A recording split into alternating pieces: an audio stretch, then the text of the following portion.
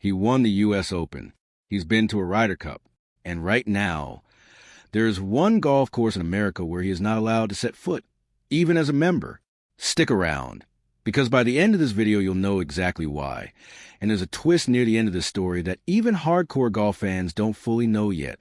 Before we get into it, if you're into PGA Tour drama, major championship stories, and the kind of behind-the-scenes stuff that never makes it onto broadcast, hit that subscribe button right now and turn on notifications. We cover this stuff every single week. And trust me, you don't want to miss what's coming later in this story, because there's a detail near the end that changes how you'll look at this whole situation. So let's set the scene. The player at the center of all this is Wyndham Clark. If you follow golf even casually, you know the name. He's a major champion. He's represented his country on the Ryder Cup stage, and for a few years now he's been talked about as one of the most talented ball strikers in the world. This isn't some random journeyman caught up in a scandal. This is a guy who has lifted one of golf's biggest trophies. And that's exactly why the story hit so hard when it broke. It all goes back to the 2025 U.S. Open. Clark walked in with real expectations. He'd already proven he could win this exact tournament before, so the talk going was about contention, not controversy. But the golf course had other plans. It was brutal all week, the kind of setup that punishes the smallest mistake, and Clark just couldn't find his footing. His score slipped away from him, and before the weekend rounds even started, his tournament was finished. He missed the cut. Now look, missing the cut happens to every golfer. It's part of the sport. But for a guy who already has a national championship on his resume, that kind of disappointment cuts a little deeper. And what happened in the hours after that missed cut is the part nobody saw live. No cameras were rolling. No commentators were talking about it on air. It happened away from the public eye, in the part of the venue where players go to decompress after a brutal day. But word started to leak out, slowly at first. A rumor here, a whisper there. Golf fans on forums and social media started asking questions nobody could quite answer yet. Something had clearly happened, but what exactly and how serious was it? For a little while, it looked like this might just fade away quietly, the way a lot of these behind-the-scenes incidents do. No suspension, no statement, nothing official. Just gossip that eventually dies down. That is not what happened here. And this is where the story takes its first real turn. So stay with me, because what comes next is the part that actually made headlines. Once people started digging, the picture became a lot clearer. According to multiple reports, Clark had damaged property inside the locker area after that miscut, specifically lockers in the player facilities. In other words, this wasn't just frustration that stayed in his own head. It spilled over into something physical, something that left actual damage behind. And once that detail came out, the conversation around this story completely changed. This was no longer just a story about a disappointing tournament. It became a story about behavior, about consequences, and about what's acceptable when emotions run high in professional sports. Predictably, golf fans split right down the middle almost immediately.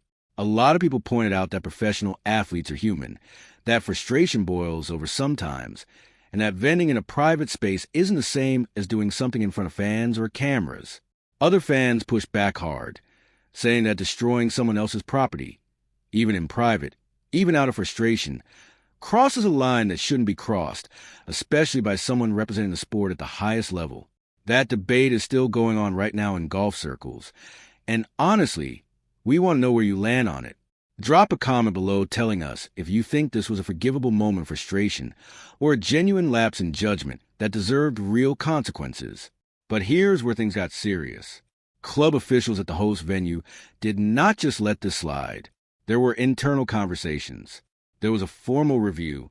The incident was treated with real weight, not brushed aside. And when the decision finally came down, it stunned a lot of people across the golf world, because nobody expected the club to go this far. This wasn't a fine. It wasn't a quiet warning behind closed doors. Wyndham Clark, a major champion, was told he was no longer welcome on the grounds of Oakmont Country Club. Think about that for a second. One of the most historic, most respected venues in all of golf, a place that has hosted some of the biggest moments in major championship history, banned one of its own champions from ever setting foot there. That almost never happens in this sport. And just when you think the story can't get any bigger, it does. Because this wasn't framed as a permanent, unconditional ban. There was a door left open. But walking back through it was not going to be simple. According to a letter sent out by the club's president, John Lynch, to the membership, very specific conditions were attached to any future reinstatement. Clark would need to fully repay the cost of the damages. He would need to make a significant charitable donation, with the cause chosen by the club's board, not by him, and he would need to complete counseling or anger management sessions. This wasn't a symbolic slap on the wrist. This was a structured path toward accountability, and the message from the club was unmistakable. Actions have consequences, and reinstatement is earned, not given. Now here's the part that keeps this story alive even now, almost a year later. The ban has not been lifted. Clark has spoken about wanting to repair the relationship and move forward, but there's no urgent deadline forcing a resolution, because the U.S. Open isn't scheduled to return to that specific course again until 2033. Let that sink in for a second. This entire situation could remain technically unresolved for years. The apology has been made, the conditions are out there in public, but the final chapter of this story literally has not been written yet. And that's exactly why golf fans keep bringing this back up every time Clark's name trends. Because deep down, everyone wants to know how this actually ends. So how did Clark himself handle all this once it became public? To his credit, he didn't dodge it. He didn't deny it. He stood in front of cameras and owned it. He talked about the highs and lows of his career, admitted he'd made a mistake he genuinely regretted, said he was sorry for what happened, and made it clear he wanted to move forward, not just for his own sake, but out of respect for the club and for the USGA. A lot of fans actually respected that response.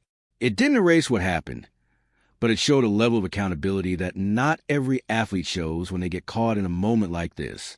But here's a twist that a lot of casual fans completely missed, and it's the part one told you to stick around for at the beginning of this video. While all of this controversy was still swirling, while people online were still arguing about whether the punishment was fair, Clark went out and did the one thing that silences doubters in professional golf. He played some of the best golf of his entire career.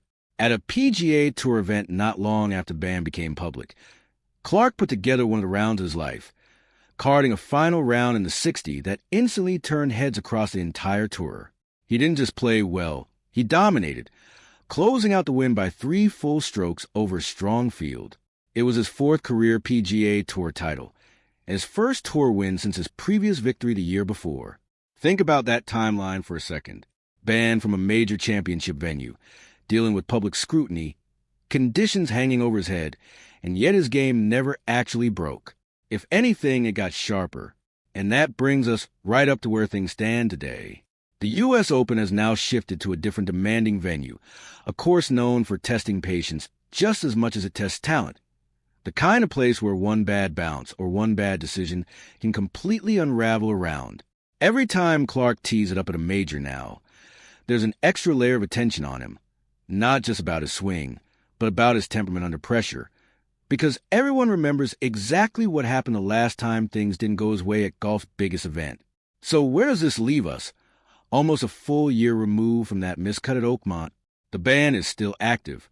The conditions are still sitting out there unmet, at least publicly. Some fans still believe the club handled this exactly right, holding a superstar accountable the same way they would anyone else. Other fans still think the punishment outweighed the crime, especially for a single moment of frustration. And the truly fascinating part is that nobody actually knows how this ends, because the clock on this story doesn't really start ticking again in any urgent way until that championship returns to Oakmont in 2033. Years from now, will people look back at this as a forgettable rough patch in an otherwise great career, or will it be remembered as one of the defining moments that shaped how Wyndham Clark is talked about forever? That question is still completely open, and honestly, that's what makes this one of the strangest unresolved stories in modern golf. If you made it all the way to the end of this video, thank you for sticking with us through the whole story. Let us know in the comments which side of this debate you're on. Hit that like button if you enjoyed this breakdown. Subscribe if you haven't already, and turn on notifications so you don't miss it when this story eventually gets its final chapter. We'll see you in the next one.